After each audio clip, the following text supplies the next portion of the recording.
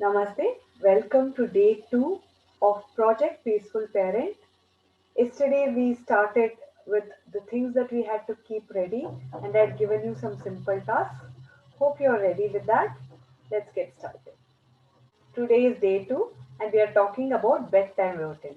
Because remember, I had told you that I'll help you wake up at 5 a.m. every day so that you'll have more time to spend with your own self, to do things that you really would love to do without disturbance from people around you. So, to be able to wake up early, it's important to make sure that our kids sleep early, right? So here we are today talking about how to set a bedtime routine for your kids and how to make them sleep early so that even you can sleep early and wake up early. We all know early to bed and early to rise makes the man healthy, wealthy, and wise. So let's get started. Follow up. Yesterday was day 1 and I'd given you some tasks where I wanted you to come to the group and say you're committed. I wanted you to chat with your accountability partner, make friends with them, and decide to be responsible for each other, and to keep a book separately for learning purpose, especially this course, and make art on the first page. I hope you have done all this and shared it on the WhatsApp group. If not, please do it. I would request you to finish that first and move forward so that you won't have any pending tasks, right? It's not good to have backlogs. So I request you to finish every day's task and then move to the next task. Okay, guys, are you ready for day 2? If you have finished all this, then I would say you're all ready and set for day 2. So let's begin. Importance of sleep. Sometimes we think that it's a waste of time. Sleeping is a waste of time. And I am here to tell you that sleep is very important part of your life for your physical, mental, emotional well-being. So let's see the importance of sleep. It is most important for growing kids because most of the growth happens during sleep. For more information, I'll be sharing the links below about studies that have been conducted on all the topics that I'm talking. So if you have time, please do have a look at it. Brain sorts and processes information during the sleep. So whatever you have learned throughout the day, whatever the child has learned throughout the day, this is the time the information is processed and it is sent to the long-term memory.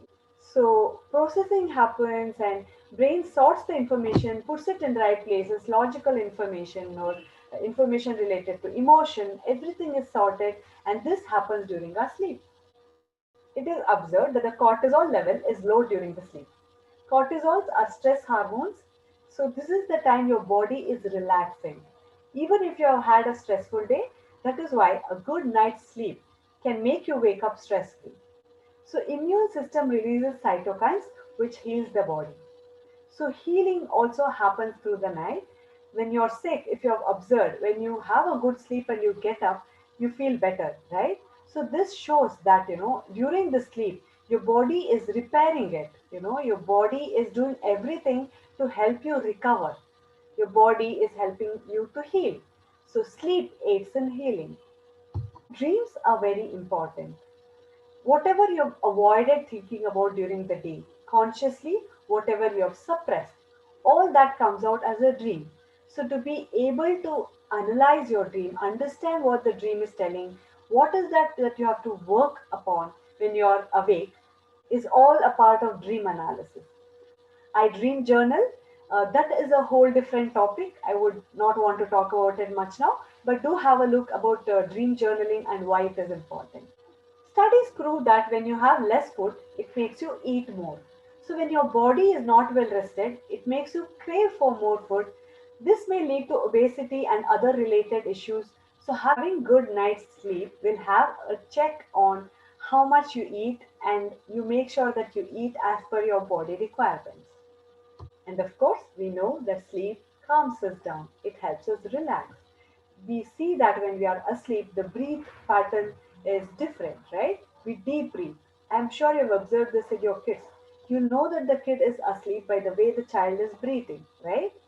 The breath is long and relaxed, and that is when we know that the child is finally asleep. So remember, know where you are. Be sure of what is the time that your child is sleeping right now. Is the child sleeping at 10 p.m.? Is the child sleeping at 11 p.m.? So make a note of that. Decide where you want to go. Suppose the child is sleeping at 11 p.m. every day, make a note of it and decide what is the ideal time it would be for you and the child to sleep. Suppose you want to bring it down to 9 p.m. Make note of that too. But let it be realistic expectation. I'll tell you how to do this stepwise. But if the child is sleeping at 12 o'clock, if you expect the child to sleep at 7 o'clock from today, it is not going to work. That is not realistic, right? So it's important to have realistic expectations. When you want a behavioral change, don't take the lift, take the steps. This is what I always tell myself, this is what I always follow. That when you want to see a change in a behavior, any behavior, be it your behavior or be it the child's behavior, always remember don't be here and expect to go straight like that. That's not the improvement that you want to see. We would want to take one step at a time and move ahead so that it's easy to follow and also to achieve it, right?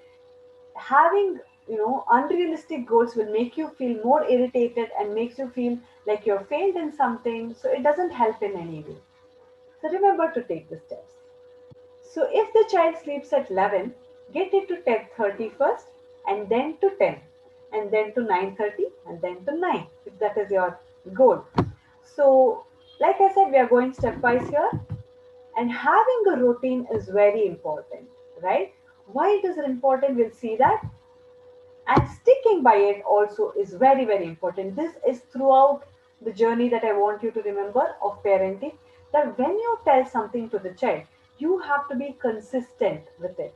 Today, you can't say you're not allowed to watch TV in the night, and tomorrow let them watch TV in the night. This gives double message to the child, and the child will not be able to decide as to what is the right thing, because you're saying something and you're not following it. You're being lenient at one point, and then you want to be strict.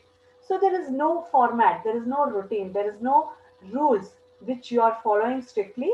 So you can't even expect the child to follow it when you are yourself not consistent. If the child is sleeping very late, one of the reasons could be that the child is taking a nap in the noon. Sometimes the nap time is really long. Few kids sleep for 1 hour, 2 hours in the noon, and obviously they're not going to feel sleepy in the night because they have rested enough in the daytime. So if they are older kids, you can try skipping the nap altogether, but it is important to even do that step by step. If the child is very young, I wouldn't suggest to skip the nap, but try to reduce the nap time. Instead of having 2 hours of nap time, you can cut it to 1 hour and then to 45 minutes, then to 30 minutes, and see how it works.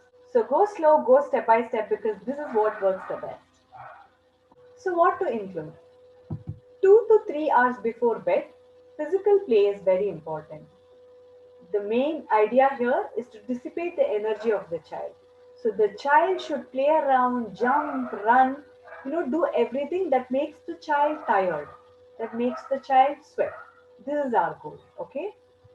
So 1 hour before bed, it's ideal to have dinner because we need time to digest the food, right? We don't want to go to bed as soon as we eat. And no to sweets. I'm sharing the link below again. You can check if you want. Having sweets before bed will make the child have difficulty in falling asleep. But having a warm cup of milk will help the child fall asleep sooner. If you're someone who is not okay giving milk, you can skip this, but make sure that you skip giving sweets before bed. 1 hour before sleep, no gadgets. It is proved that the light emitted by these gadgets reduces the production of melatonin. Melatonin is a sleep hormone, so when that is affected, we have difficulty falling asleep. And the worst part is, it is double in kids than in adults. If adults have difficulty falling asleep due to the gadgets used before bed, it is double in the children. So they'll have more difficulty falling asleep.